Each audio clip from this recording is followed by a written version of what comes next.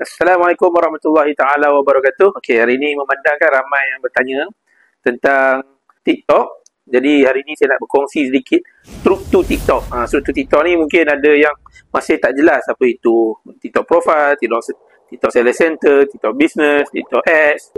Sebenarnya TikTok ni dia beza sikit dengan berbanding Shopee sebab TikTok ni dia asing-asing semua feature dia. Macam Shopee, Seller Center, kita nak beli barang apa semua di dalam satu tempat. Tapi untuk TikTok ni dia dah pecahkan.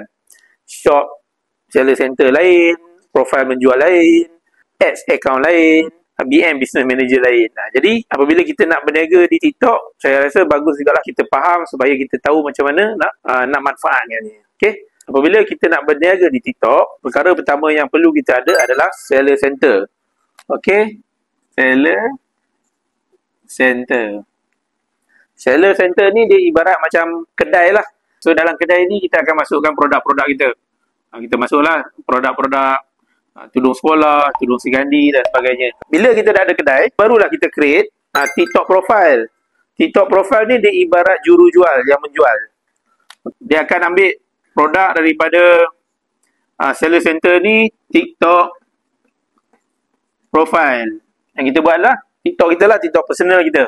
Dalam TikTok, untuk TikTok Seller Center ni, satu Seller Center dia boleh masukkan 5 account profile.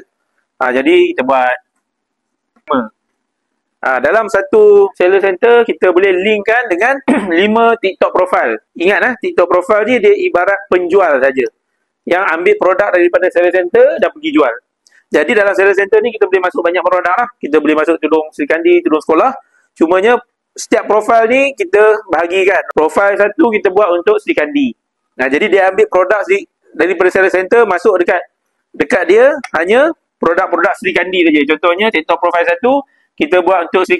Jadi dia masukkan produk-produk Sri je dalam dia punya showcase dia. Okey, katakanlah TikTok 2 ni jual tudung si comel, TLC. Jadi dia masukkan produk-produk yang berkaitan tudung sekolah saja. Jadi baru nampak lebih spesifik lah. Tapi apabila orang nak beli, dia akan beli dekat showcase dia nampak lebih meyakinkan. Kita ada boleh buat sampai 5 profile. Jadi kalau contoh dalam 5 profile ni satu akan jadi official account. Contohnya TikTok 5 ni kita buat dia sebagai official account. Dalam satu Seller Center dia kena 1 official account, 4 marketing account. Okey, katakanlah ini kita gunakan sebagai TikTok 1 ni official account. Okey, yang lain ni marketing account, MA. Apa bezanya official dengan MA ni? Basically tak ada beza sangatlah, sama je. Kalau kita tengok pun dia ada fungsi yang sama dengan TikTok profile. Katakanlah yang kita sedang hadapi sekarang ni banyak orang cakap, oh TikTok saya kena ban, TikTok saya kena ban kan. Yang kena ban tu hanya kita punya TikTok 1 sampai 5 ni je. Jadi kita boleh tukar TikTok mana yang kita nak. Contoh katakanlah TikTok 5 kita kena ban. Ataupun kita ambil TikTok 1 official ni kena ban. Oh TikTok ni kena ban lah. TikTok ni kena ban. So jangan stres. Kita boleh pergi dekat Seller Center.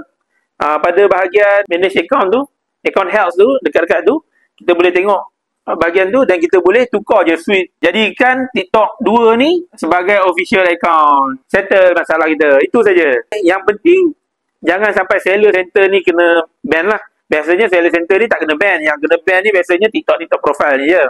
Sebab melanggar live lah, masukkan cakap benda-benda yang TikTok tak benarkan dan sebagainya. Jadi yang kena ban adalah TikTok profile sahaja. Apabila TikTok profile ni kena ban, jadi kita boleh tukar saja yang mana boleh jadi official account. Dan yang lain masih boleh berfungsi. Katakanlah official account kita jadi kena ban, jangan risau, jangan sedih. Kita just pergi saja ke dalam Seller Center, dekat bahagian account health, dan kita boleh pada bucu sebelah kanan ada menu switch account. Dan kita boleh switch saja account kepada account yang lain. Jadi itulah sebab bagusnya kita buat banyak profile. 5 profile. Buat maksimum 5 profile kita simpan. Tapi kita linkkan sebagai marketing account. Apabila official account kita kena ban, kita boleh switch saja kepada account yang lain.